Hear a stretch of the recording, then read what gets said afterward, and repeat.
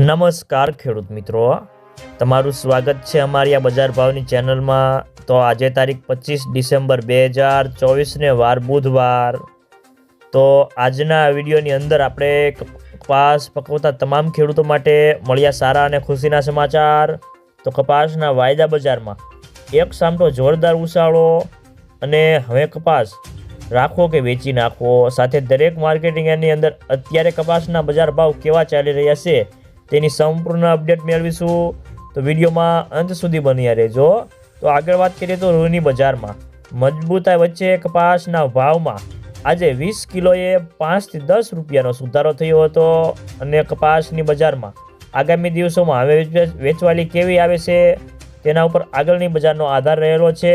અને ખાસ કરીને હાલના તબક્કે કોઈ મોટી તેજી નથી, પરંતુ સરકારી ખરીદીને પગલે હાલ બજારને ટેકો મળ્યો છે અને કપાસની રૂની બજારમાં ભાવ સ્થિર રહ્યા હતા અને ચાલુ સિઝનને એક દિવસની સૌથી વધુ 2.60 લાખ ગાંસડીની દૈનિક આવક આજે નોંધાઈ હતી અને રૂની આવકો હવે પિકઅપ ઉપર પહોંચી છે અને ઘટતી બજારમાં ખેડૂતોની વેચવાલી સારી છે। અને જોકે બીજી તરફ સરકારી એજન્સી CCI દ્વારા પણ ખરીદી ચાલુ હોવાથી બજારને ટેકો મળ્યો છે અને આગામી દિવસોમાં રૂની બજારમાં ડિમાન્ડ કેવી આવે છે તેના ઉપર આગળની બજારનો આધાર રહેલો છે। અને ખાસ કરીને આજે ગુજરાતમાં શંકર રૂનો ભાવ 3.8 માઇકનો 100 રૂપિયા વધીને 53,400 થી 53,700 હતા। કલ્યાણ રૂનો ભાવ ખાંડીએ 250 રૂપિયા ઘટીને 41,500 થી 42,000 રૂપિયા હતા। તો મિત્રો ચાલો જાણી લઈએ કે દરેક માર્કેટિંગ યાર્ડની અંદર અત્યારે કપાસના બજાર ભાવ કેવા ચાલી રહ્યા છે તે જે 20 કિલોગ્રામ દીઠ આપેલ છે।